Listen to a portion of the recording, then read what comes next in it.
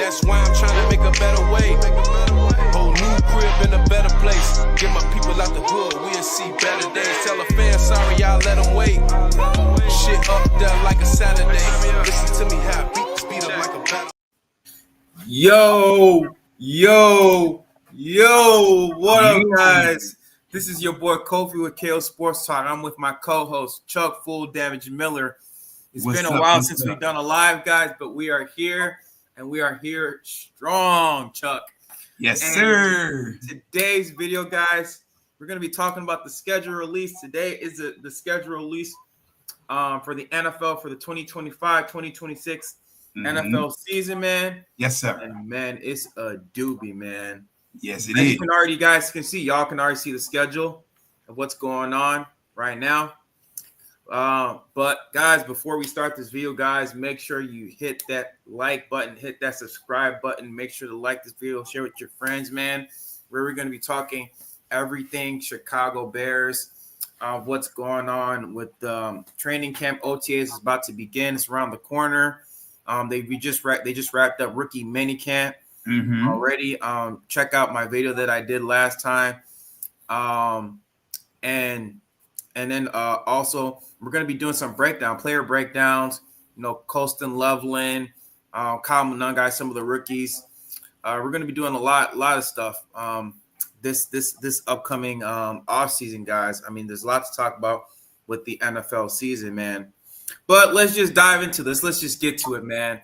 As you can already see, the schedule right now, Chuck just gave me this already.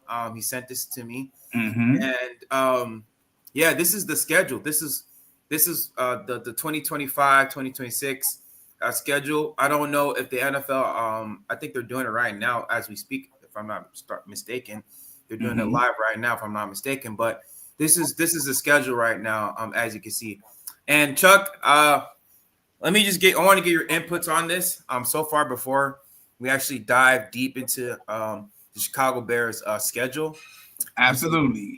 Welcome out there, KO Sports Talk land. I'm Chuck Full Damage 1. I am the biggest Bears fan, and I'm happy that you guys are here today. Please, if you before we get started or get deep into this, please give some likes, some comments on the subject we got at hand, and please subscribe to the channel, people.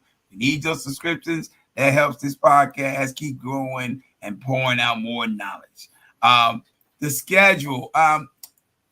The so-called experts and analysts say that the Bears have the second toughest strength of schedule layout this season of any NFL team. Second toughest strength of schedule of any other NFL team. Behind the Giants, yeah. Me personally, that's not alarming to me because the Bears always have a tough strength of schedule. Almost all my entire life, the Bears have had a top 5 tough strength of schedule for almost every freaking season. Reason being, I believe, is because we play in the NFC North, where teams play hard, they play rough, and they play tough. So nothing comes easy over here, and everybody's always very competitive. So I'm not overly alarmed by that. But from what I am seeing, I do see that the Bears can and will be tested early. We got the Minnesota Vikings week 1. That is a Monday Night Football game, people. For those of you all that don't know, the Bears will open up the season against the Minnesota Vikings on Monday Night Football, and that will be in Soldier Field. That's right. It's going to be right here at home. And I love the advent of Caleb Williams and this new look offense with Ben Johnson and all of the coaching staff and what have you that he's brought in. I love the advent of them coming in here week 1 and going up against the Minnesota Vikings, who incidentally, people, is going to be running J.J. McCarthy out there. It's going to be interesting to see J.J. McCarthy in his first ever NFL game played going up against what I believe is going to be a staunch Chicago Bears defense and a very lucratively scoring offense from the Chicago Bears on the offensive side. I think the world is not ready for what they're about to see. So, yeah, I love the week 1 game. Week 2 with the Lions, that's going to be an instant test. and also a measuring stick, quote unquote, for great one behind you, Mr. Ben Johnson, Mr. Offensive Guru. You know the Lions want to rub it in. They mad at him because he left town and he joined. Freaking Don Bird's gonna be in the chat. I already know it's gonna be. Oh yeah, Don Bird coming, bro. We already know that's coming. You know they mad because he joined the enemy and he done brought the illustrious offensive game plan. They call him Benedict Johnson. Benedict Arnold, yeah, Benedict Johnson. Okay, whatever. They can give him all the names in the world. It doesn't matter. We got him now. He in the right house, baby. This is his house, not their house. So yeah, but that's going to be an interesting and fun game to watch. I don't know what time, Coach, that game is going to play, but I imagine that's a noon game. It's a noon game. Yeah. I wish they would have made it prime time, bro. I would have loved to seen that game in prime time. But there are a lot bigger games, I guess, than the Bears and the Lions. That's going to be and that's going to be an away game, so it's going to be in Ford Field. Good. We get to see more of the skills that Caleb Williams showcased his last time. Oh man, and guess what? If we beat them bad at Ford Field, bro, we're gonna rub it in the Detroit Lions' faces. Oh man, if we start beating them bad, they might throw batteries and cans of soup from the stand. The field might be littered with hot dog buns. I think Don Bird's gonna be on suicide watch. He's gonna be. Go, but see, here's one thing that Lions fans need to understand. They barely got away with their lives in the last game that we played them at Ford Field, bro. If not for the incompetence of one Matt Eberflus, we would have probably tied or won that game. His name will not be said on this channel. No, I'm playing. Yep. That's why I said lose. I didn't say the other part. Matt lose. But yeah. So the Lions, it's cute that and I've talked to some Lions fans. Ray Pitts, you know who you are, my brother, aka Slim. I talked to some Lions fans who believe that Ben Johnson is going to go through some growing pains because, like it was stated to me, quote, he's never been a head coach before. No, he hasn't, but he's been on the sideline for the last 3-4 years. He has definitely has a pedigree that is proving itself as an offensive mind. He's an offensive guru, and he's got a staff who's already been head coaches already before. He took everything from Detroit, not named Glenn, everything not named Aaron Glenn. He took everything from Detroit and brought it over here. So I understand the Lions fans' angst. I feel they bitterness, they hurt, and they pain. But I don't care, bro. I don't care. We coming.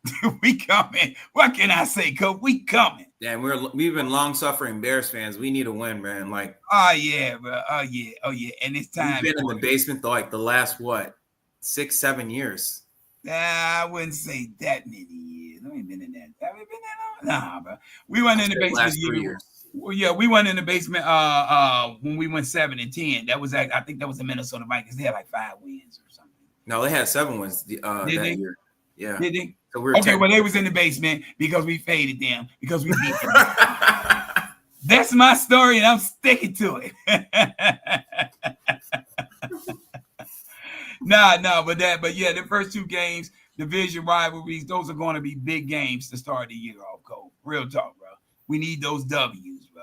We need those W's. And just me personally, Cole, I feel like because of all the new pieces that the Bears have, especially on the offensive line and the offensive front, we need at least until week 5 or game 5 of the season to really get a true measuring stick of this team gelling and what it's going to look like and where it's going to be at. So I'm expecting, and I'm jumping ahead of myself here, that by the time we see the Washington Commanders, it's going to be on and popping, bro. That's what I'm expecting. I'm waiting for that. That's the game I'm waiting for, man. Like, yeah. Like, I think Jaden Daniels and Caleb Williams.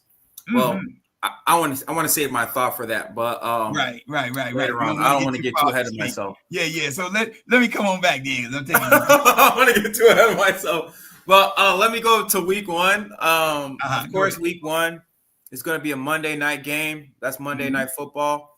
I'm like, that's going to be like toward the last games of week 1.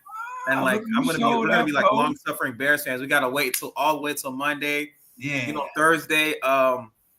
Thursday night. That's going to be, I think the Cowboys and the Eagles. They're going to play on Thursday night, and then you got, I think Friday, I forgot who was. I know it's an international game. I didn't look at it. I forgot who's playing.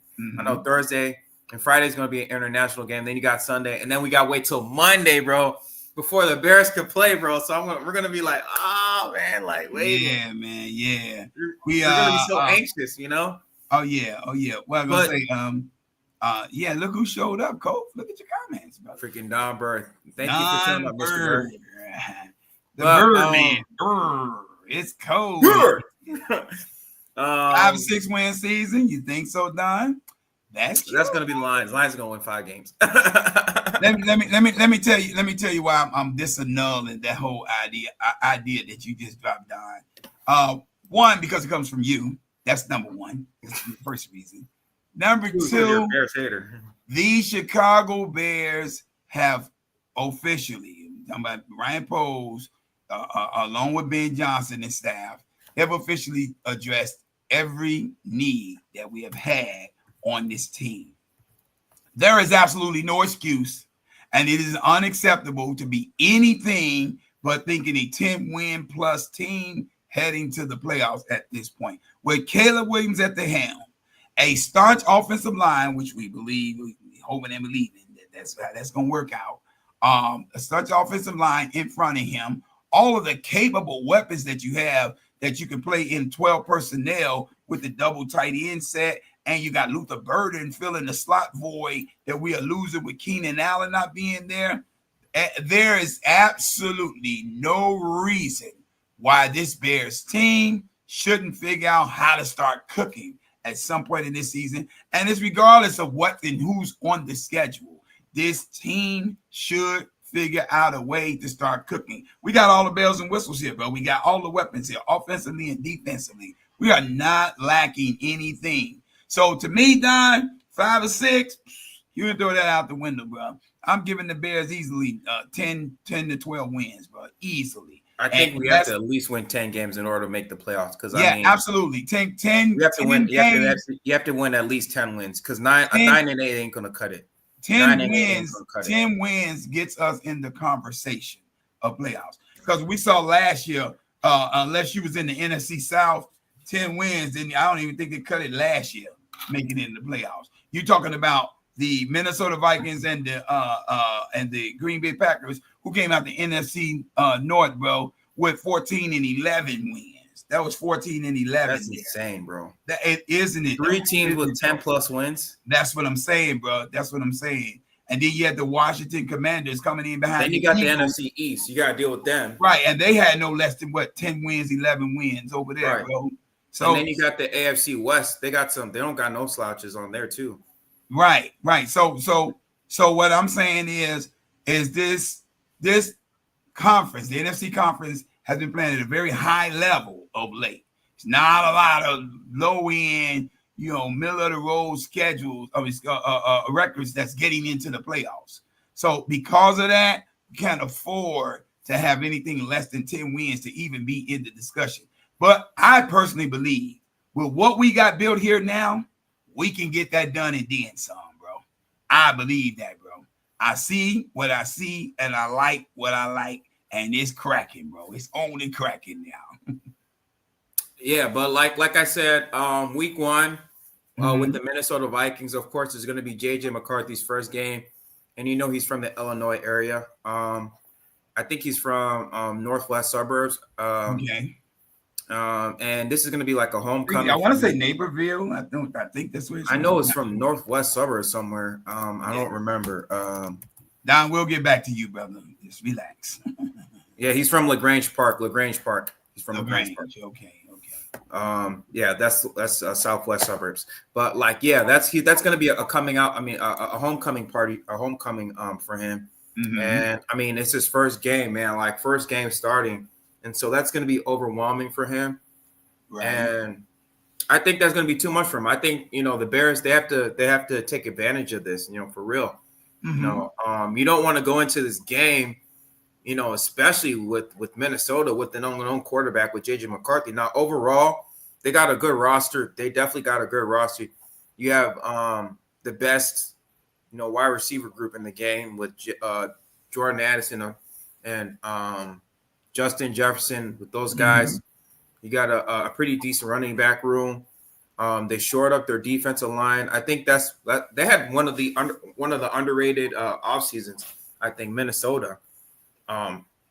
They made some big splashes. They made some big splashes. They got Jonathan Allen. Yeah, they signed Will Fries. Those guys. Yeah, didn't they get Jesse Armstead? I think they got him from who's that? They got probably. I'm not too sure. Yeah, but they made some decent signings this off season. Yeah, and, they paid an arm and a leg for Will French fries. Yeah, Will McDonald's fries. Yeah, Will. But then they just formulated the McDonald's All-American team with that. Right. But like the Chicago Bears, they're gonna have to come out focused this game for real. But I don't really think, Coach. Honestly, bro, I don't think focus is going to be an issue with a Ben Johnson-led team. If they buy into what this guy is saying and what he wants them to do, I don't think that's going to be an issue, bro. I don't think that's going to be an issue. And anybody has an issue with a guy who just led a team to a top 5 scoring offense for 3 years running and had them the number 1 scoring team in the NFL last year with 33 points a game. Anybody who can't buy into that, they don't need to be here, bro. You need to move around, bro. Real talk. There is no reason not to buy into what he's bringing. Plus, Ben Johnson did not come here empty-handed. He brought a slew of help with him, and he went and got a lot of veteran leadership in the coaching staff to help him along. Dennis Allen is a stud defensive coordinator. Not a good one. He is a stud defensive coordinator. Eric Bieniemy is flawless with being a running backs coach. He's in the perfect position to do that. Al Harris is next level exceptional being a secondaries coach, bro. These guys can coach. They can bring it. And Antoine Randall as an assistant coach, all you got to do is listen to the Detroit Lions players on him. That guy is a fan favorite, bro. And he's that way for a reason, bro. So, I believe that, all the pieces are in place here in Chicago. It's absolutely time to make a move, bro, up the ladder. And that starts with winning the first game that's in front of you. One game at a time, bro. One game at a time. One game at a time. And so, yeah, like you said, yeah, one game at a time. So this is going to be at home. And, I mean, the players, they're going to have to buy in. Like I said, you don't want to go 0-2, you don't want to go 0-2 the first 2 games because it's going to put a lot of pressure on Caleb Williams. It's going to be a lot of questions on it, and don't get me wrong, I think Caleb Williams, he's going to come in focus. I'm not too worried about him, but like you hear other Chicago Bears content creators saying that, Caleb Williams, he has so much pressure on him this upcoming season. He has a lot to prove, because the Bears, they did a lot of things, they put him in position to succeed, and I think Caleb Williams, he's definitely going to take advantage of it, and absolutely. I think he is going to have a breakout season, because like even last year, I mean, you saw bouts of last year, Caleb Williams was doing everything in his power to keep his team in the game. I mean, you saw many times during the season. Especially during the NFC North opponents, like he was doing everything he could to help his team win those games. And so I mean 10 wins is not out of the realm of possibility. And Coach, let me drop this in there, bro, while it's on my mind, man. I should have sent this to you earlier, bro. It's just an interesting little piece of tidbit information for all of these naysayers who think that Caleb Williams is a bust and, he didn't have that great of a rookie season, bro. Let me read these numbers out to you, and I'm going to send it to you too, bro. So if you want to, you can put it up on the screen eventually. But I'm going to read them all first just so that everybody would get a glaring glimpse of what Caleb Williams brings to the table. In his rookie season against the entire NFC, not just the NFC North, the entire NFC. Now, I was told these were not good numbers. Caleb Williams played 12 games. He completed 62.9% of his passes. He threw for 2,565 yards. He had 14 passing touchdowns to only 1 interception. And he had a passer rating of 93.3. Personally, I don't think that those are bad numbers, Coach, but who am I? I personally don't think those are bad numbers. Now, I don't know. What do you think about those, Coach? Do you think they're little inflated? Those are really good numbers. Those are elite numbers. That's what I'm thinking too, Cove. Especially from and think about it. He had similar numbers overall in 17 games. He had similar numbers to yours truly, Jaden Daniels. And Jaden Daniels, he missed like what, 2 games? Yeah, Jaden Daniels missed 2 games, you said? Yeah, I think he missed like what, 1 or 2 games? Yeah, I think he missed, I want to say 2. Yeah, I want to say 2. Yeah. But he had similar numbers to Caleb Williams had similar numbers to Jaden Daniels. I mean, look at the numbers. It's similar. But you know, these are the Chicago Bears. So, you know, nothing can ever be right with us. You know, everything has to be, you know, us not living up to the hype. We're not achieving or what have you. You know, but because the Washington Commanders were winning, everybody was singing praise. And because Caleb Williams was losing, because his coaching staff was not helping him, especially hearing stories about Shane Waldron not studying the playbook with him. He had to do a lot of the things on his own. Yeah, that's crazy, man. Like the fact that he put up those numbers, even when his coaching staff was not even helping him, dude. Like he was doing a lot of the stuff on his own, bro. Like that just shows you what the type of person he is. Like yeah, and personally, bro, I think it's sacrilegious for people around the league to be sitting out here talking about Caleb Williams has got something to prove. He got to show that he's not a bust. Caleb Williams showed he wasn't a bust last year. 20 touchdowns, only 6 interceptions, people. That is not bust status. 3,500 passing yards, I believe it was. Where do you see bust in any of that? Where is he busting there? Right, that's not bust. And let's not forget, remember, he was broke What's the up, record. Real Street Sports Talk? See you out there, brother. He broke the record. He broke the record for number of pass attempts without throwing an interception. 354 pass attempts without by a rookie. Yeah. He broke the rookie record, and he's the only number one. I think it was another stat. He was like the only like number 1 pick, like within like the last, I think 50 plus years, to have the best touchdown to interception ratio out of any quarterback. Okay. The point is, Caleb Williams is not a bust. And, you know, I talked to Vikings fans earlier, all our males. That's my other nephew, people. Y'all don't know. I don't know why my nephews are defecting and making all these runs for the border, but they do.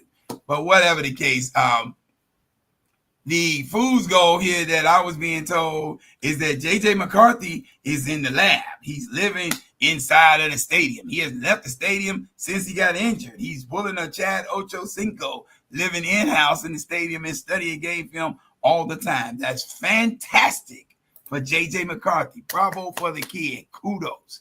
But if you think that Caleb Williams is not sitting here doing the same, you are sadly mistaken. The Chicago Bears coaching staff, they had post-practice interviews that was going on, and a couple of the coaches stated they would ask about Caleb Williams and what it was like working with him, because a lot of them are first time working with him. They told the press how marvelously impressed they are with him, because they said before they come that first thing in the morning, they said when they walk in the office, Caleb Williams is already there, in-house, studying game film. Anybody that thinks this kid is not ready to take it next level is sadly mistaken, and you don't know football. I'm telling you right now, this dude is ready. He is beyond ready. He was born ready. And then they say, I've been hearing everybody say, there's going to be a lot of pressure on Caleb Williams to produce now that the Bears have done all this. He's going to produce. He's going to produce. Absolutely. It's going to be a lot of pressure on him. But guess what, people? He's built for this. That kid has been ready for this and waiting for this all his freaking life. All his freaking life. That dude's been preparing for these moments, bro. So he is ready. He's ready. It's just only a matter of time. Like, it's only a matter of time until the season starts. It's just only a matter of time. That's only holding them back. It's just the season's not starting. You know? I hear you, Real Street Sports Talk. He said, and I do agree with Kofi. Bears are going to have to come out and focus against the Vikings. Yeah, I agree. But the bigger question I have to that, Kofi, what reason would we have not to be focused against the Vikings? Can we, being in a season with a 5-12 record, afford to take anybody lightly, to overlook anybody? I don't think we're coming out overlooking any of these teams. We're not going to overlook the Raiders, and we beat up. No, we're not even going to overlook the freaking Giants. We're not overlooking the Saints. We're not overlooking the Lions. We're not overlooking the Steelers. We're not overlooking nobody on this schedule. The Bears should be like sharks in the water. When they smell blood, they should be attacking every single game. Right. Okay, so week two against the Lions. That's going to be in Ford Field. This is going to be Ben Johnson's homecoming. Against, if you want to call it that, against his former team. I just wonder how the Lions offense is going to be without him. I wonder how they're going to operate, you know. I'm going to, of course, I mean, we're all going to be watching this game very close. This is going to be a noon game for the season. Like you said, Chuck, this could have been like this could have been prime time, you know, but, you know, NFL had other plans. You know, I mean, you know, they're more attractive, more, as they say, sexy matchups than in the Bears versus the Lions, especially seeing that the Lions were 15-2 and the Bears were 5-12. So it doesn't scream sexy. I get it. I would love it. I would love for it to be prime time just based on the narrative that's involved. Ben Johnson going against the Detroit Lions, the house that he built. I don't care what nobody say. He built that house. They need to build. Yeah, Lions fans, I'm swinging. I'm out for blood right now. Let's go. Yeah, but I understand. You know, they're more sexy games, more attractive setups. You know, sexier matchups that's going to be out there. You know, but it's going to be a big game for us. I'll tell you that. It's a measuring stick for the Chicago Bears. Yeah. It's definitely going to be a good measuring stick, especially for Ben Johnson and his coaching staff. And I mean, even also the Lions too. I mean, like I said, I wonder how the Lions offense is going to be, you know, without their top. Coach, I'm glad you said that. Without their top offensive coordinator, who, like, you know, how are they going to run their offense, you know? But I am so glad you said that, because all I keep hearing from everyone is what the Bears are going to look like and how iffy it could be in Chicago and the growing pains we're going through. I think everybody forget that everybody else got some adjustments to make too, like the Detroit Lions, who only have that guy Dan Campbell left on the coaching staff. Everybody else is new and fresh meat. What is that going to look like, I wonder? Now, I will say this. I'm a Dan Campbell fan. I like Dan Campbell. I believe in him as a head coach. I believe he'll keep the ball rolling over there. He's the one got it started. He's the one to finish it out over there. But that being said, it is not going to be an easy turnaround for Detroit. That's going to be a hard adjustment period, you know? Like, you don't have Aaron Glenn. You don't got Ben Johnson. He was your top guy, you know? Yeah, and you lost all the coaching staff behind him, bro. There's no Antoine Randall, those guys, yeah. So everything. Al Harris. Everything is, Al Harris, I think we got him from the Cowboys. I'm sorry, Cowboy. Okay, yeah, my bad. Yeah, but everything is falling solely and squarely in the lap of Dan Campbell. So Dan Campbell, who built that house of cards, you know, is now it'll collapse with the cards, and now he got to rebuild the house. Now, can Dan Campbell do it? Absolutely, he can. He's already showed us he can do it. He did it before, bro.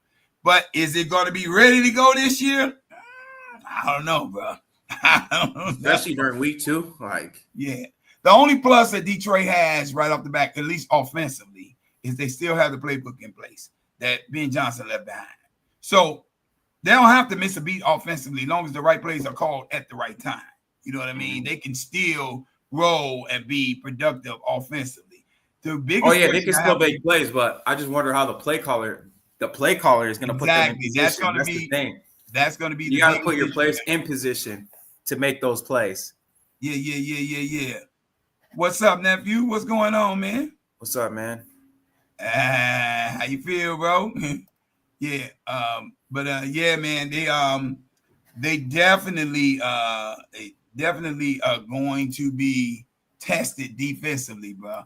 I really got to see what this defensive coordinator can bring for the Detroit Lions. That's going to be very telling, bro. Because when they were littered with a slew of injuries last year, Aaron Glenn was able to hold. He was the glue that held all of that together, bro, and he kept the defense formidable so that offense could keep on scoring and they could keep winning games. That's how they went 15-2 because they did not have a bad year defensively, but that was mostly because of injuries, but mostly due to injuries. But that being said, can the guy that comes in there fill the hole and the void like Aaron Glenn did? So, so I think this is more beneficial for them offensively than defensively with the transition because the playbook is still there offensively. So you just call the right plays at the right time. And if you don't know what to do, Jared Goff knows what to do. He's been in this offense for the last 3-4 years. So he knows exactly. They just got to keep running the same offense. Right. And that offense coordinator, he's got not to get ahead of himself. He got to listen. You got to listen, Linda. You got to listen to Listen Jared to Goff. Your quarterback. Jared Goff says we need to run such and such and such. You need to listen to Jared Goff and run such and such and such. That's what you need to do because he knows what to do with this offense, bro. He really does, bro. But it's going to be an interesting transition for Detroit. All right, week 3, we come back home and we face the Cowboys. Now, this is going to be interesting right here. I know last year they dealt with some injuries. They missed the playoffs. Or whatever, but with the Cowboys, this team can be very, very unpredictable. Okay. But usually, almost every year they're very consistent. Offensively, they're very good offensively. Usually, but I just wonder, with this Cowboys team, I know they just traded for George Pickens. They just traded for him, so And like I said, like with the Cowboys, I don't know if did they draft a running back? I think they just drafted a running back, right? They needed to. I can't say right offhand that I know for certain that they did, but they definitely needed to. But they were hurting at the running back position. Yeah, they don't. From what I understood, they didn't have a run game at all. Yeah, it was terrible. Ezekiel Elliott was hurt. I mean, Ezekiel Elliott, his better years are behind him. Yeah. The corpse of Ezekiel Elliott. They do have. Do they still have him? Who was the running back? Dowdle. It was Tony Pollard, but he got Dowdle. No, they had Dowdle over there. Last name. Oh yeah, Dowdle. Yeah, Dowdle. Yeah, he was pretty good, bro. But I don't know if they still got him or not, bro. I think he might have moved on to the Panthers or something, bro. Yeah. So I don't know. It's pretty iffy there. But they always have a plethora of weapons now to go along offensively with CeeDee Lamb. They just picked up George Pickens, bro, in a trade. That is going to be nasty, bro. That's going to be deadly, a deadly duo right there. And then you got Ferguson, the tight end, coming down the middle of the field. They always have a stout offensive line. The defensive front is always very strong. They just going to, talent-wise, they're going to be there. My biggest question with the Cowboys is Brian Schottenheimer, the new head coach. Who is this guy? What can he do as a coach? Is he like his dad, Marty Schottenheimer? Rest in peace. Is he like his dad? Or is he just bearing the Schottenheimer name and don't know what the hell he's doing out there? Which one is he? That's what I got to figure out. Yeah.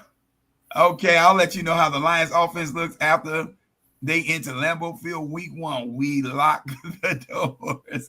Good stuff. Real Street Sports Talk. Good stuff. Yeah. Let me know, man. Let me know what we're running off on, bro. That's good stuff. Yeah, but yeah, man. That's gonna be definitely an interesting matchup. Now let me say this about the Cowboys. Historically, of late, the Cowboys have owned us, bro. They beat up on us pretty bad of late. Before that, we used to own the Cowboys. So, hopefully the winds and waves of change are coming back Chicago's way, bro. Because we used to own them. Now they owning us. Now it's time to get back to owning them. Man, I used to listen to the Cowboys and Bears games and hear nothing but cheers for every Bears play that was being made in the game. So yeah, I don't know, bro. Cowboys gonna be an interesting dynamic. I'm feeling like Dak Prescott is gonna end up being a coach on the field, bro. He's gonna be the coach for the offensive coordinator, if you will. And defensively, I believe it's gonna be Micah Parsons, bro. I think those two guys are gonna have to they have to be the captains of the ship and call all the plays for whatever they're running, bro. All right, I think the Bears are gonna have their hands full, I think, against the Cowboys. Yeah, it's a fight, bro. Cowboys, I mean, like Cowboys, they're always very competitive, you know. And yeah, man, like every time we always play them, man, Cowboys, they've always had our number. And so yeah, this is gonna be a tough matchup, you know. I mean, you never know. Like the Cowboys they're hot and cold. They're a hot and cold team. One day, right, like they're really, really good. And then the next week, like they're when they're bad, they're bad. Like Dak Prescott's throwing like 4 or 5 picks. You know, they're just a hot and cold team. You know, a mess when they're bad. that's especially just who Dak Prescott is. Like he has like bouts of like he plays like an MVP. Like the first 8 to 9 weeks or something, like he's playing like an MVP. And then like when toward the end of the season, it's like he just plateaus, man, and like. Yeah, that's just who he is as a player. But hopefully, man, the Bears can somehow sneak a win against this Cowboys team. You know, we'll see, man, but you know, we'll never know. And then, of course, you know, I don't want to say his name. Eber Luz is gonna. This is gonna be his homecoming game. Yeah, I really hope the Bears and Ben Johnson really put up points against this Cowboys defense and really stick it to them. I really hope Caleb Williams has like a 300-yard plus game. I mean, to just show Eberflus like this is what I'm going to stick it to you for what you have done to me last year. Especially after that Hail Mary debacle. Oh my gosh, bro! We've just been talking about the Hail Mary game. I'm like, oh my gosh, like. I just really hope Caleb Williams sticks it to him, bro, like that game. Yeah. But anyway, next game. What's up, Joel? I see you out there, my brother. What's up, bro? What's good? What's going on, man? Good to see you, bro. Welcome to the channel, dude. Yeah. Week 4, bro. We got the Las Vegas Raiders, man. Week 4. It's gonna be in Allegiant Stadium and the new look Raiders. Let's say that too. The new look Raiders, right? Yeah, they got Ashton Genty, man, and Geno Smith. And brought him over there too, bro. What do you think about that matchup, man? It's an interesting one. You got two new teams who are still figuring out how to gel, with the pieces. Well, I ain't gonna say new teams, but teams with new pieces. From coaching staff on down to key positions, So it's going to be a gelling process. I'm interested to see what Ashton Genty looks like in person, bro. I'm interested to see what he looks like in person. We got all these highlight films and what have you. This will be my first time to really get to see Ashton Genty play in a game, bro. So though that's an attractive matchup. I think it's still a matchup that the Bears should win running away, bro. I honestly believe that, bro. They are still figuring out how to put those pieces together by week 4. Pete Carroll is a brilliant mind defensively, a motivator, a hell of a leader as a coach. Got all those factors working in, but I still think that we get there, bro. And I don't think it's close. I think the Bears win that going away, bro. Yeah, I think the Bears. I think this is going to be a far and away runaway game for the Chicago Bears. I mean. Yeah, I mean, their defense is not really all that great, aside from Crosby. I mean, and like we got so many playmakers. I don't think there's nobody on their defensive line, or I mean, besides Crosby, like who on their defensive line is really going to stop this Bears offense? I mean, we shore up the offensive line, and like you said, we got a lot of playmakers. We got Colston Loveland, like all these guys, whatever, like. I mean, their cornerbacks room is not all that great. Linebackers, I mean, I don't even know what they got in their linebacker room. It's not even all that great. But like I said, man, you got playmakers. Like you got Cole Kmet. Yeah. Who's gonna stop Colston Love? And this guy, I mean, if you've seen his tape, that guy runs like a wide receiver. Like he does. He's a hybrid type. Runs like he's a wide receiver. Yeah, he's a hybrid type of tight end. He can run routes, bro. Like he's like a Travis Kelce type of player. Like, but Cole, let me just caution you with this, bro, when it comes to your views, and I definitely see it. But Pete Carroll, don't underestimate the brilliant mind that he is. That guy can get a team ready quick, fast, and in a hurry to make some noise, and they can shock some teams. So we cannot take them lightly, bro. Especially with Pete Carroll over there. This is a brilliant mind, bro. He knows how to put it together. He knows how to make things happen. So, you know, we kind of want to, you know what I mean? Yeah, we'll see, though. Yeah, kind of want to be easy with the, you know, the moves there, bro. Making sure that, you know, we are keeping it in perspective. Because what I don't want the Bears to do is to take them lightly, bro. That's what I don't want us to do. Yeah, I don't want us to take them lightly, bro. I mean, I don't think they're going to take them too lightly. Of course. I mean, like you said, like what you said, we're not going to take any of these teams too lightly. You know, I just think it's a better matchup for the Chicago Bears, you know? Like, I'm not taking none of these teams. I'm just saying, like, I think this is a good matchup for the Chicago Bears, you know? Oh, yeah, definitely, bro. Definitely. Yeah, I just think, you know, we got to keep it in perspective who it is we talking about here, bro. This dude's a guru. You know what I mean? He's a guru, winning championships at every level of the sport, man. And so, you know, I don't underestimate Pete Carroll. I don't care what team he's coaching. I will never underestimate that guy. Some of the guys taking his team to 2 Super Bowls, and won one, created the Legion of Boom, so to speak, over there in Seattle, put Marshawn Lynch in beast mode, and never turned him off. You know what I mean? Had Russell Wilson lighting the world on fire with midget receivers, bro. Those guys were little over there, but they were killing everybody. Mm-hmm. So yeah. But I do think we destroy them. We should. I just don't want to. Then again, it could be a close matchup. You never know. Like, it could be like a low scoring game. You never know. I think Geno Smith's going to give us some gopher balls to us, bro. I think he's going to give us some interceptions.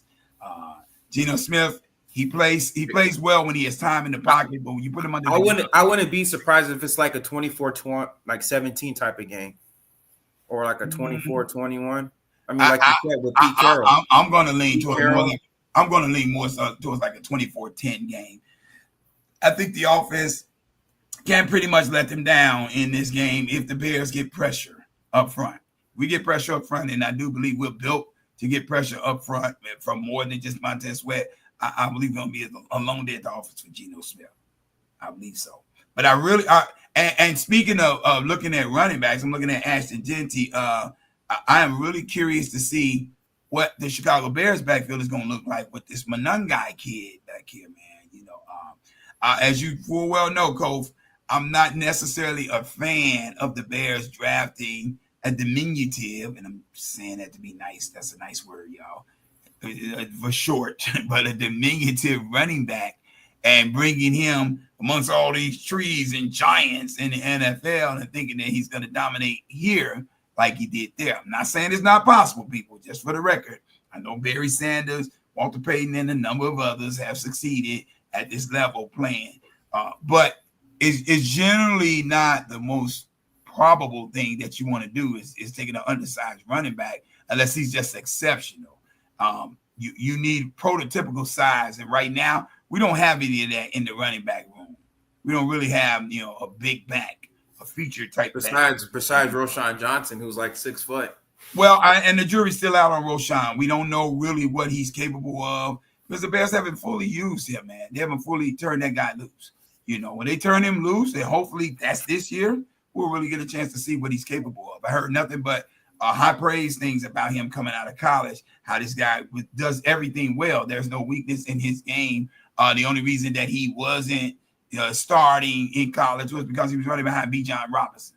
You know, at least that's what I heard, bro. So, you know, I got to see it. You know, it's time to put up or shut up for the Chicago Bears. Use him.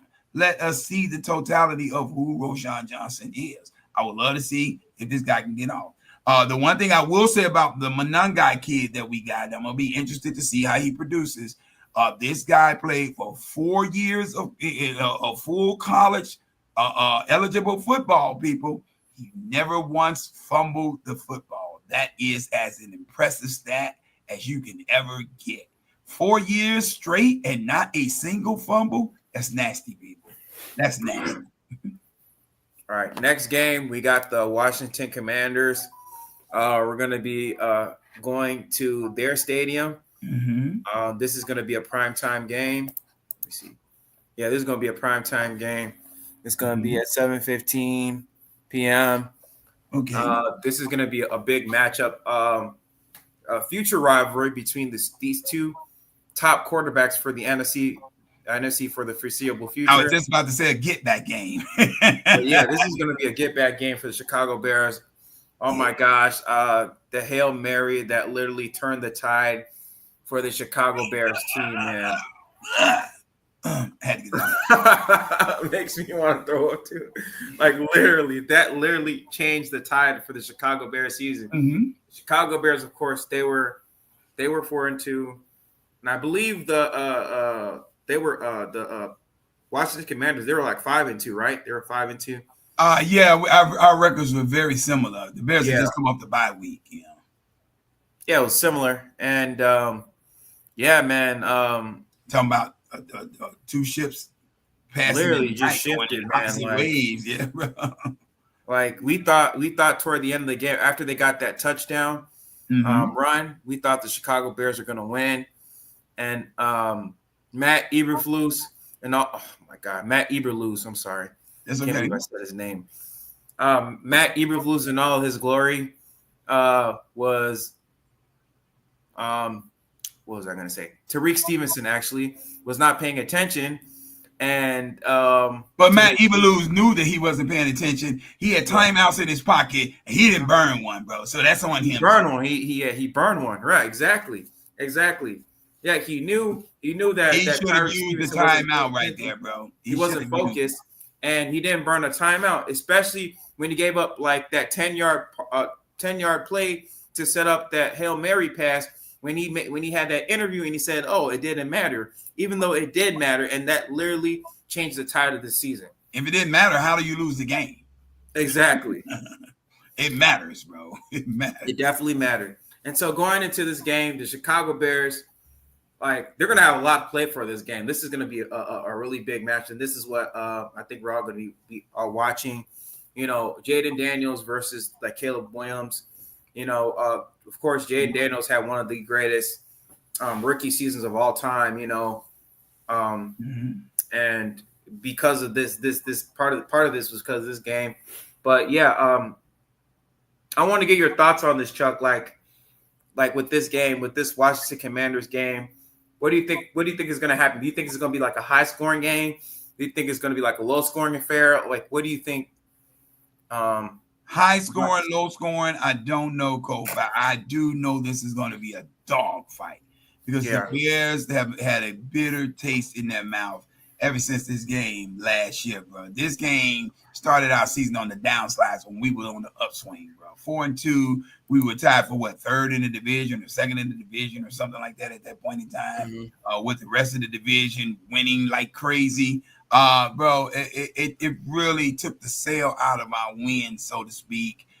It was a dagger in our chest, and I believe the Bears are ready and focused to come and fight back, bro. They want their leg back, bro. They gotta get this one back. This is more of a statement game, I believe, for the Bears to let everybody know that last year's loss to the Commanders was a fluke. We did have this team beat, and they are not so magical.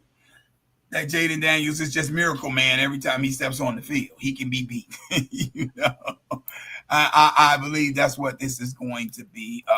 Washington's going to be extremely confident, as they should be. They just left the NFC Championship game, you know, playing for all the marbles, or game away from playing for all the marbles. So, you know, I can't fault them at all for feeling, you know, confident. But I do believe the Bears have something to prove in this game, bro. I think we got something to prove. And so getting that win is going to be important for this franchise. It's going to be important for Caleb Williams. Definitely going to be important for Tariq Stevenson, so that everybody can get the monkey off his back, because I'm sure he's never going to be able to live that down until we beat this team, bro. No, you know he's going to be focused, Tariq Stevenson. Yeah. I hear you, Optimus. Optimus said an early bye week is crazy. Optimus, I agree. I hear that. That is extremely early. Week 5 bye week.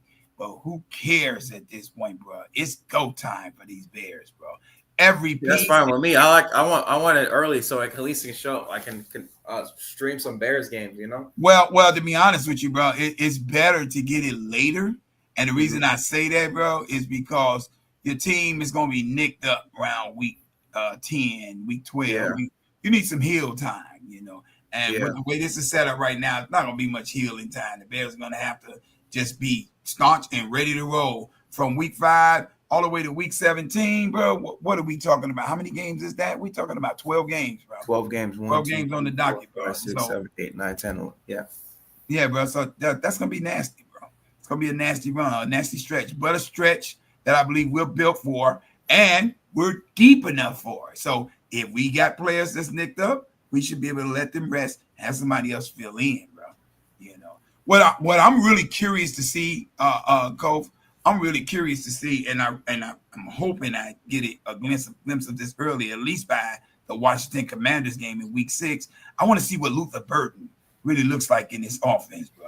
Because everybody's talking about Coastal Loveland and the hybrid player that he is. He's a tight end who can play a stretch. I totally forgot. Yeah, Luther Burden too. Yeah, he can play a stretch slot, or he can slide into the 4 slot, you know, and all of this other stuff. That's great. Luka Burden is this electric guy who they said fell to the second round that shouldn't have fallen to the second round. I want to see what we got in this kid, bro. They say once the ball is in his hand, the dude is incredible. They say he's Deebo Samuel with speed. These are all the things I've been hearing about him. I want to see what this kid has.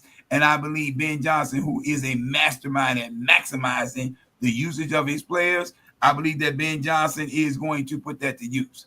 Something that I heard Ben Johnson say after the Bears drafted Luther Burden, he said that once they drafted Luther Burden, he got a phone call from J-Mo. For you Lions fans, y'all should know who that is. For the rest of y'all, that's Jameson Williams, the wide receiver for the Detroit Lions. He got a phone call from J-Mo, and J-Mo told him, you just drafted Luther Burden. He says, you got a dog in him, just like you got in me, bro. He says the same type of player. That's what he said. So I'm really interested to see what this kid looks like, bro. I want to see him open up. I want to see Ben Johnson cut him loose and turn him loose on the world. I just can't wait to see this, bro. I can't wait to see this. I want to see. It should be a lot of action and a lot of popping from this Bears offense this year, man. But Luther Burden, I'm curious. I think by week 6, I should see a coming out party for this kid, man. All right, exactly. Week 7, we got the New Orleans Saints. This is going to be another home game. The Saints, man, they don't got no quarterback, bro. Derek Carr, he just retired, right? And now you got who they got? They got Tyler Shook and Spencer Rattler. They're 2 quarterbacks. They got in that room. It was like the world on fire with that. That's gonna be rough. That's gonna be really rough. Hey, I think this is a favorable matchup for the Chicago Bears right here. I think this is gonna be favorable. Hey, Coach, Shedeur Sanders' attitude ain't looking so bad now, huh? No. Not looking so bad at all right now. Coach, have you heard the diss track that Saints fans have put out there? Yeah, I heard it. Oh, my God. It's hilarious, bro. It's hilarious. I love it. Bro. That's hilarious. I was laughing, yeah. Oh, yeah, bro. Oh, yeah. But he's using, what's her name? Glorilla's a beat, whatever. Oh, yeah. It's so stupid. Talking about the GM. All right, they talk about that guy. I showed one of my buddies that video. He was laughing. He was like, because he's a Falcons fan. He hates the Saints. Yeah. He was watching it. He told me he loved it. I know that's right, bro. That's it. That game should be a long day at the office for the New Orleans Saints, bro. The Bears should. I don't think we should just win that game. We should decimate the Saints, especially seeing we got blow them out the water. Especially seeing we got Dennis Allen over here, who ran that team for the last 10 years or so. Who knows every nuance and in and out of every player on that squad has been there for any length of time. Yeah, bro. I think we should destroy that team. That should be a blowout, bro. Yeah, it should be a blowout. It should be. Optimus says Luka Burden was his favorite draft pick, and Ozzy was number 2. I'm curious to know why you like Ozzy so much, because I really didn't have Ozzy Trapilo on my radar, Optimus. But I thought it was interesting that the Bears had their eyes on him and was able to get him in the second round. Plus, I know the history of Boston College offensive linemen. They're pretty stout, bro. They're pretty stout. Any guy coming out of Boston College, he generally is quality material in the NFL, bro. Plenty tough in the trenches in the NFL. But yeah, I don't know. I didn't know much about Ozzy before they drafted him. All my guys were going off the draft board at that point in time for the offensive line. All right, next game we got the Baltimore Ravens. Ooh, this is gonna be an away game. This is gonna be a tall task. That's a nasty measuring stick there, bro. Woo. This is gonna be a measuring stick for the Chicago Bears, and it's really gonna show them what type of team you are. Back to back, we got 2 AFC North teams with the Baltimore Ravens and the Bengals, man. Those are going to be really 2 tough matchups. You know, we got going up against back-to-back MVP candidates and Lamar Jackson and Joe Burrow. And, man, like we saw what Lamar Jackson – we already know what Lamar Jackson, his ability, what he could do. He's gotten way better as a passer this past season. Like he's really grown as a passer. And so the Bears, they're going to have their hands full. Like they're going to have to figure out how they're going to contain Lamar Jackson. And not only that, we got to deal with Derrick Henry too. Of course, he just signed that 2-year deal. I think it's worth $30 million. I think it's worth $30 million so far. But man, like what do you think about these 2 matchups with the Bengals and the Ravens, man? I think the Ravens and the Bengals are they're the shiny beacons. You know, they're that upper echelon, that light, you know, that superstar caliber player that when you first get to the league, you're like, oh my God, they're Kobe Bryant. Oh my God, I'm going against Michael Jordan. Oh my God, I'm going against LeBron James. You know, those are those kind of teams. But I don't think that the Bears should be shook by the brightness of their light. Both of these teams are great. They're outstanding. Baltimore Ravens and the Cincinnati Bengals are perennial playoff teams. Cincinnati showed you their grit last year. They started off horribly and miserably and came within a week of playing for a play-in game in the playoffs for the last game of the season. So they showed you that they put up the fight. Derrick Henry is a beast over there in Baltimore. So is Lamar Jackson. So they got 2 beasts coming out the backfield. They got a 2-headed monster at the tight end position. Zay Flowers is a menace when he's out there. And the defense is quite stingy in Baltimore. That being said, I need my Bears to take one of these games, bro. Now, in my perspective, from my perspective of it, I see the Bears losing to the Baltimore Ravens, but I think we can take the Cincinnati Bengals. The one thing I know about the Cincinnati, they don't got no defense, and their offensive line is suspect, bro. We can get pressure on Joe Burrow. The key to beating the Cincinnati Bengals is getting that pressure on Joe Burrow and keeping it constantly coming. You don't get no pressure on them, he'll pick you apart, he'll destroy you with that receiving core that he has. Jamar Chase and T. Higgins, they're no joke, bro. That is no joke to be running up against. So you cannot take him lightly. You got to attack all game long against Joe Burrow. But I think, you know, as great as he is as a passer, Cincinnati Bengals, they have a propensity to light you up with points and then throw you right back in the game with turnovers. so they don't really go running hide away on nobody. But I think we can get that game, Kof. I really think we can get that game, bro. You're right. Yeah, I'm the same way. They gotta take at least one of these 2 games. I think these next couple stretches.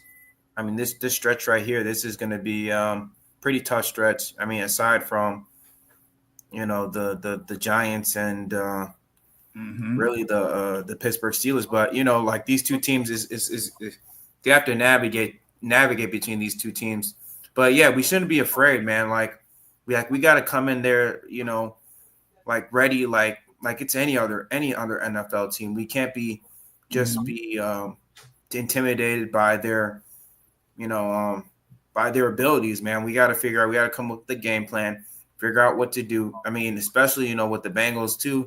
Like they don't really have a too great of an offensive line, and so yeah, you can get to you could definitely get to Joe Burrow, and you want Joe running more than you want him passing. Exactly, and with Lamar Jackson, I mean, if you had to figure out how to contain him, you got to stack 8 in the box, in order to contain him, and then you got to get a spy. If you want to beat Lamar Jackson, that would be a tall task, but I mean, there's a way to beat him. I mean, you got to get 8 in the box. You got to get small spy. You got to get blitzer coming off the edge, and then you got to pray real hard.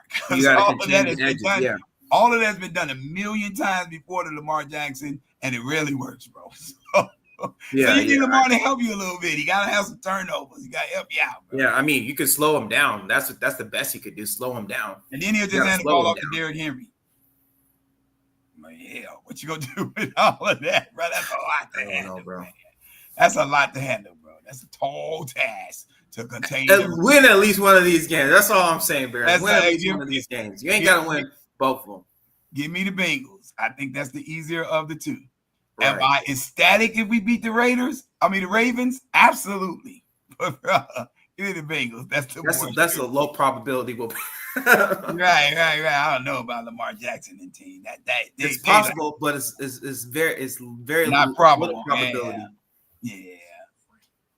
All right, we got the Giants, the Vikings, and okay, so we got the Giants at home, and then week 11 we got the Vikings away, and then home we got the Pittsburgh Steelers.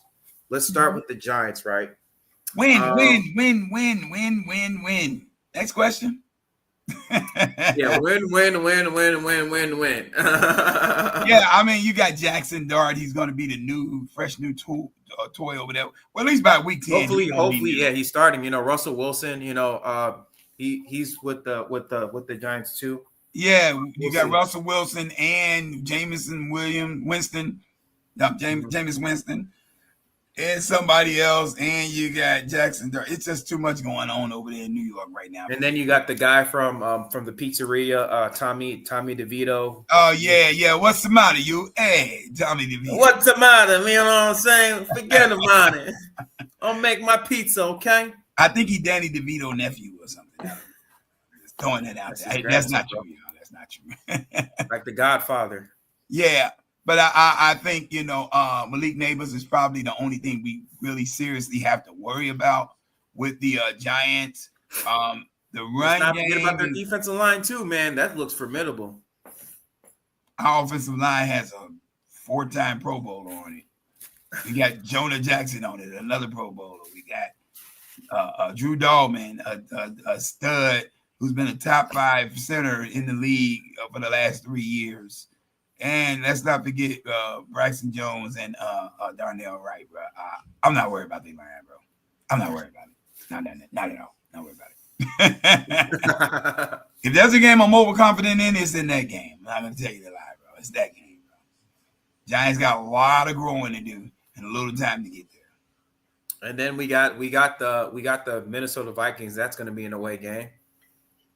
And that's going to be a more seasoned J.J. McCarthy at that point. Right. Now we're going to see what he's really made. Now that's going to be a real test right there. Yeah. Week 11, we'll see what he's capable of then, man. Plus, he's got the QB whisperer over there. Kevin O'Connell. He in the QB ears, and everybody turn around and play great. After that, I don't know what that's all about. He turned the bum of Sam Darnold into a great quarterback. The bumness. Yeah, bro. Yeah. I made up a word, bumness. I mean, he turned him into $100 million guy. $100 million, right? Man got $100 million contract. He went from a bum to $100 million guy. Exactly, bro. Exactly. So I mean, but that will be interesting. I imagine at that point in the season, and it's just my opinion, people. But I imagine at that point in the season, Minnesota may be in a bit of a desperation mode. Wins are going to be important at that point in time for them. And if they're still playing, if they're still in the playoff hunt, which I believe they will be at that point, I think it's gonna be desperation time for them at that point, bro. So scrapping for wins, the Bears better not take them lightly at that point, bro. If we win week 1 and then come in lax in week 11 against them, it could be a problem for us, bro. I tell you no lie. I believe we'll beat them, but you better be ready to fight because Minnesota's not gonna quit. That team's gonna fight. They always do. All right. What about the Pittsburgh Steelers? That's going to be interesting. Who is going to be their quarterback that season? Or they don't got any quarterbacks, if I'm not mistaken. Wah, wah, wah. The Steelers have went out the world backwards this offseason. I'm not even sure what they're doing. And even if you sign Aaron Rodgers at this point, now you're going to have gelling issues. You're talking about a guy who's set in his ways, who doesn't like to come to OTA. Can't teach a dog new tricks. Right. He don't want to be a training camp unless it's mandatory. You know what I mean?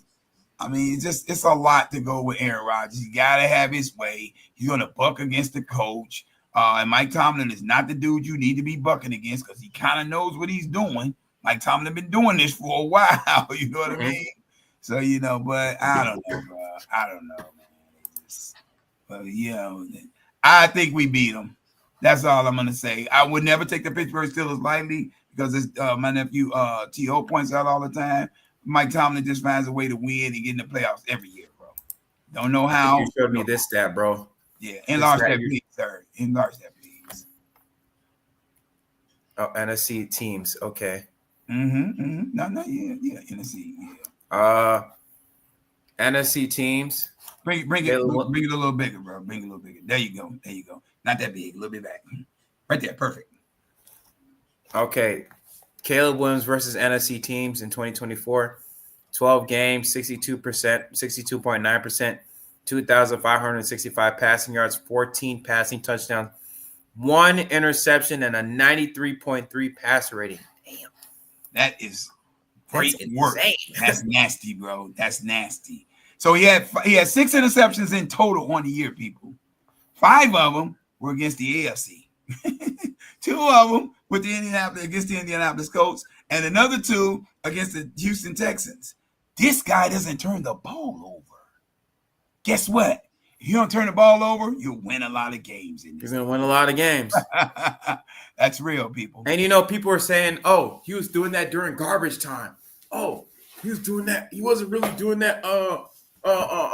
Those were empty stats. What do you think about those people who said that? I think they're nuts. If you saw the Chicago Bears games, the majority of those games, they were coming down to the wire. This is why Matt Eberflus lost his job, bro. Because those games are coming down to the wire, and he made porous decisions as a head coach. He couldn't help Caleb Williams to finish the job. He had a fantastic comeback of monumental proportions against the Minnesota Vikings at Soldier Field. Down 14 points, this guy stormed back, and in less than a minute, he scored 11 points to tie this game up and to send it to overtime, 27-all, when the Bears were down 27-16 at that point in the game, bro. I mean, come on, man. This guy is next level great, bro. He's the tools, the skills, the work ethic, everything is there. He's built for this. Caleb's built for this, bro. So, if they think that he's a garbage time stat guy, they're sadly mistaken, bro. They're sadly mistaken. Bears did not get blown out a lot last year. Got blown out. I think the 49ers blew us out. We got blown out by really the NFC West teams for the most part outside of Seattle. They kicked our butt pretty good last year. That was a low scoring game too. That was like what, 63 game? 6-3, yeah, bro. So I mean, where are these garbage time stats everybody's talking about? Detroit got away with their life because Matt Eberflus is stupid. You know what I mean? They got away with their life because of that, bro. Caleb Williams, walked him back down. He threw 2 touchdowns in the second half. He was lighting that defense up. They had no idea how to stop him. And after they got 1 sack with a timeout still left on the clock, this guy called no timeout, bro. Should have called a timeout, bro. He should have called a timeout. We was only down 3 points. 3 points. What are we talking about here? And the Pack already know Caleb's coming. Yeah. You beat him by a combined 1 point in 2 games. 1 point. Speaking of the Packers, these next you know what that games, means? Hold on, but you know what that means, Go? If the Packers beat him by a combined 1 point in 2 games, that means he took a L too, brother. Somewhere up in there. I'm just saying. In that box, you know what I mean? In the box somewhere. It was a L up in there somewhere, bro. And speaking of the Packers, these next 4 weeks, they got the Packers. They're going to be facing them twice. And then they got the defending champions. Week 13, they're going to be playing. That's a nasty game there, man. They're going to be Believe it or playing not, we play the Eagles well, though. We pair up. Yeah, we well. always play the Eagles well. We play them really well. I think it's more we play Jalen Hurts well, bro. I think our defense matches up well against him. We make him struggle because we do a lot of zone over here. Mm-hmm. And Jalen Hurts doesn't read his zone. And he struggles with zone. Yeah, he's a 1-2 read kind of quarterback. He's 1-2 read and then he runs if you don't see anything in the first 2 reads, bro. 1-2 read and then run. 1-2 read, run. Yeah, that's kind of like Justin Fields in a way. But Saquon Barkley, he could be a problem, bro. He could be a problem. And a ginormous problem. He could be that bad a problem for us. I don't know. It depends on how well our defense formits itself. You know how formidable we are. I think it's a good matchup for the Chicago Bears, though. I mean, aside from Saquon Barkley, like you said, like we always play Jalen Hurts really well. Yeah. Like he's kind of like a 1-2 read quarterback. Mm-hmm. And he doesn't know how to read the zone well. And on a side note, it's interesting that the Bears went away from our last set quarterback. I will not mention his name because this is all he was. He's a 1-2 read quarterback. Yeah. I said I wasn't gonna mention it, and you just went on and mentioned it. You just had to go and put it out there, bro. Put it in the ethos. Now my little brother Flip, he finna get him a little drink and put it on here and all that. I'm trying not to mention it, man. Where's your drink, Cliff? Yeah, flip mode. But yeah, it's interesting that the Bears did not think he was the guy for us because he was a 1-2 read run quarterback. But the rest of the league has went to that just about, for the most part, bro. You got a lot of 1-2 read quarterbacks out there. Jaden Daniels is a 1-2 read quarterback. Jalen Hurts is a 1-2 read quarterback. Lamar Jackson before this past year, that's what he was. He was a 1-2 read quarterback. He goes through more progressions now than what he was in times past. But it's just interesting that the dynamic has changed like that. Only the Bears got off the ship with it. That's all I can say.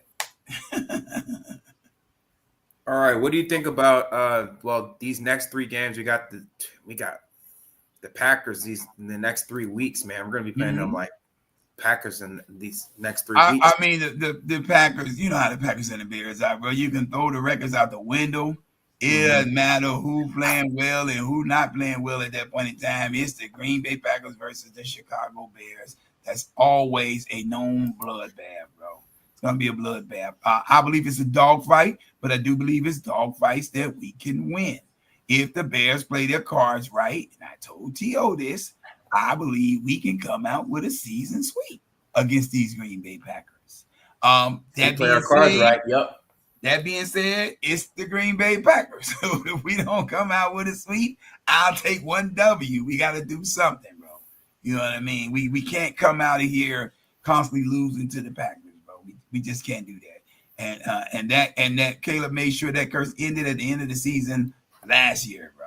So we want that to carry over. But I don't expect no less than a dogfight. It's always a dogfight when the Bears and the Packers meet up, bro. It always goes down to the wire. And it will go down to field goal kicking. Well, last couple of years, it's been not really too much of a dogfight because Packers have been like whooping our butts.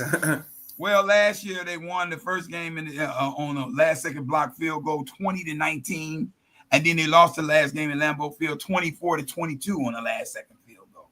So I think the tide is turned on all of that butt kicking, butt whooping stuff. Right. I don't think we're about to see much more of that, bro. I don't think we're about to see much more of that. Yeah.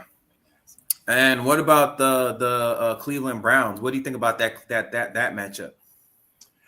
Cleveland's always a tough matchup. They're nasty on defense, bro. They got a good roster overall. Yeah, now, in terms of the quarterback, hopefully it should be Shadur Sanders because I want him to be the quarterback. Well. I heard a reporter for the Cleveland Browns talking on. He was being interviewed on a talk show.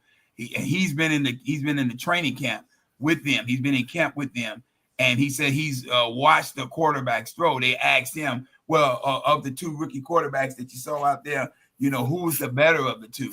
He said watching both of them throw. He said Shedeur Sanders, and it's not even close, bro. I mean, this is what I try to tell everybody. Yeah, he got drafted in the 5th round, but he didn't get drafted in the 5th round because he was a 5th round talent. He got drafted in the 5th round because he's an arrogant SOB. That's why he got drafted in the 5th round. And because his dad is Deion Sanders too. And well, I mean, that's where the arrogance comes from, bro. Put this ticket in. He has a lot of media behind him. That's Deion Sanders. Okay, yeah. So yeah, I know what that means. You can take that now, bro. I know what that means. Put this ticket in. Trey, you crazy, bro. But okay. But anywho, it was he said it wasn't even close, bro, when you looked at it. I believe Shedeur Sanders is going to be the starting quarterback for the Cleveland Browns. The quarterback room is littered with a bunch of people who really aren't comparable to him outside of Joe Flacco, and Joe Flacco is dirt old, bro. I just think it just makes sense for Shedeur Sanders to be the starting quarterback there. He's too accurate. He's a better accurate quarterback. Of the quarterbacks that was coming out in this draft, I stand on this and I believe this. He was absolutely far and away the most NFL ready of all of those quarterbacks, bro. He was one of the best. So the Bears, we can't, we can't relax when we play Cleveland, bro. We can't relax, especially if Shedeur is starting. I think that's a game changer for us going up against us. And Joe Flacco's no slouch himself. So if he's in the game, the reason why they call him Playoff Joe. Yeah, if he's in the game and he's playing, you better not underestimate Joe Flacco. He picked us apart last year, the year before when we played. It was like 2023, yeah. Yeah. He picked us apart, bro. When we were dominating the game, we were pretty much winning that game going away, bro. I mean, it is what it is, bro. It is what it is, But I do believe that's a winnable game, a tough game to win, but I think it's a winnable game. And probably a game we're going to need at that point in time, especially it being sandwiched in between the Green Bay Packers back-to-back, bro. Yeah, I think we're going to need that game, bro. We got to figure out a way to get that game in Cleveland. All right, next game, we got the San Francisco 49ers. We're going to be playing them away. That's a Week 17 game. And then we're going to wrap up Week 18 against the Detroit Lions. What do you think about these two matchups? San Francisco gave us a bludgeoning last year in San Francisco. There's going to be a new look team over there, just like it's a new look team over here. But Kyle Shanahan is still there. Brock Purdy is still there. Christian McCaffrey is still there. George Kittle is still there. I think we still got our hands full running up on this 49ers team. But I do believe with the additions that we have made, we're more formidable now. We can fight them better, bro. We can fight them better. I think we can come with a stronger attack than what we did before. And we can at least make it a dog fight. We have a better chance of beating them this year than we did last year. Absolutely, bro. Absolutely. I just think what we're doing now, offensively and defensively, will make better sense. I think it's going to make better sense than what we were doing last year, bro. Matt Eberflus had this don't lose mentality when it came to coaching defense, and offensively, we just were in a quagmire of mess.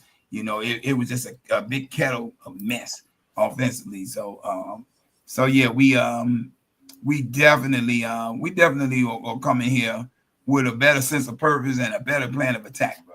I believe that. The Lions closing out the season just depends on what weight in terms of playoff value that this game carries. I know the Lions aren't going to take it off because it's Ben Johnson and company that's coming in there. But I know the Bears aren't going to quit either. We're going to come in there and fight.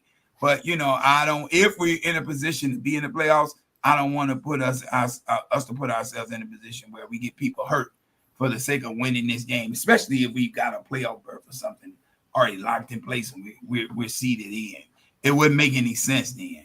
You know what I mean? It wouldn't make any sense then. But I definitely, if it matters, it's going to be a dogfight, bro. I can guarantee you that. Bro. So And then what about the Lions game? Yeah, I was just talking about the Lions. Oh, I'm sorry. My bad. Okay, yeah. So in regards to my theory in regards to the 49ers, yeah, I think we match up with them very, very well. They just lost Deebo Samuel this past season, and so they don't have that type of threat that can get those type of yard yards. Even though they got Brandon Ayuk, I think I'm not as scared as I am with Ayuk than I was with Deebo Samuel, because with Deebo Samuel, that dude could literally just take the top off of the defense anytime he wanted to. And he's always touching the ball. Debo's always touching the ball some kind of way. Every time. So they don't have that type of threat anymore, you know? I mean, Jawan Jennings, he's all right. He's good. He can get the 50-50 ball. Brandon Ayuk's all right, but they don't got Deebo Samuel no more. And Christian McCaffrey, I mean, he's good. I mean, hopefully he can stay healthy. If he is healthy by this time, hopefully he might be. You know, hopefully he can stay healthy. You know, because he's been dealing with some injuries. And then Brock Purdy, yeah, I mean Brock Purdy, yeah, he's good. You know, Brock Purdy's a $60 million a year man. People can get used to that. Yeah, guy, he has earned his money, bro. He's earned his keep. Yeah, even though some people just doubt him, I don't know why, but I think he's really good quarterback. He's 3 NFC championship games and a Super Bowl visit. A defensive stop away from winning a Super Bowl 2 years ago. Come on, man, quit playing with me. Brock Purdy can play this game. Yeah, I don't know why people just I don't know what they don't see in Brock Purdy. They don't think he's like a top quarterback, but I mean they look at what I've been told is they look at the fact that he's had this super team around him, you know, and this is the reason why they believe he does all this winning. They make him look good. No, Brock Purdy looks good. That's the same thing they say about Jalen Hurts. Yeah, exactly. Brock Purdy looks good because Brock Purdy looks good. Point blank, period. And that's the same thing they said about Tom Brady. His team makes him look good his first couple of years. No, his offensive coordinator made him look good because, you know, he had a bunch of no-name receivers. So, you know, it had to be his offensive coordinator. You know, it couldn't have been Tom Brady because he's a statue back there. Yeah. 7 rings later and the greatest QB GOAT status of all time. You know what I mean? What are we talking about here? You got to call an ace and a spade a spade. When the man is playing well, there's nothing you can do about that. It just is what it is, bro. It is what it is. You can't take that away from these guys, man. They've earned it. Oh, that's the schedule so far, man.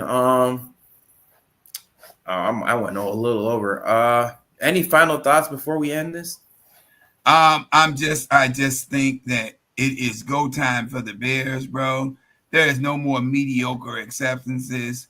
I'm not looking at 8 wins. I think we got to go 10 or better. We got to go 10 or better. 9 and 8 is still mediocre to me. And I believe we are built for it. I believe Caleb Williams is ready to go. And I believe all the offensive pageantry and power, weapons-wise, that he needs is here. I believe our defense is staunch and ready and fixed and able to go well enough to where we can get this done, bro. It is just go time. The only place I'm a little concerned at, well, maybe more than a little, is the backfield, bro. We gotta have a staunch running game. Gotta have some balance here, bro. Gotta have some balance here. But I think we can get that. Rumor mill has it that the Bears may be looking to pull a trade with the Cleveland Browns to bring Nick Chubb over here, who's been showing some fantastic workout videos that he's had. You know, he's jumping 50 million inches in the air from a flat stance. But I mean, if what we have isn't good enough back there, address the need and get it done. Go time. Let's go, Bears. Let's go. Time to make some noise out here, bro. All right, guys. Well, that's the end of that's what we have so far, guys. Thank you guys for coming. And yeah, hopefully stay tuned for more updates in regards to Chicago Bears news. I will be talking a little bit more about the Chicago Bulls and the draft, the little bit draft perspective. That's right. We were supposed to talk about them. Yeah, we were actually supposed to talk about, but I went over though. Right, probably for another day, another time, another day. Probably, I mean, whenever you're free. But I totally forgot about that, but we were talking about Chicago Bears. Bear down time, baby. Bear down. Bear down, guys. Bear down, man. But thank you guys for coming. JT Better, JT Better, Real Street Sports Talk, Don Burr. Even though you're a Detroit Lions fan, thank you for coming either way. Appreciate for clicking in. Appreciate you tuning in, and yeah, guys, stay tuned for more content, man. And tell your friend, tell your grandma, tell your mama, tell them about KO Sports Talk, man. Yes, sir. But anyway, guys, we're gonna end it over here. You know how we always end it over here. Chicago up. Yep. Bear down. All right, y'all. Peace. That's why I'm trying to make a better way. Whole new crib in a better place. Get my people out the hood, we'll see better days. Tell a fan sorry, y'all let them wait.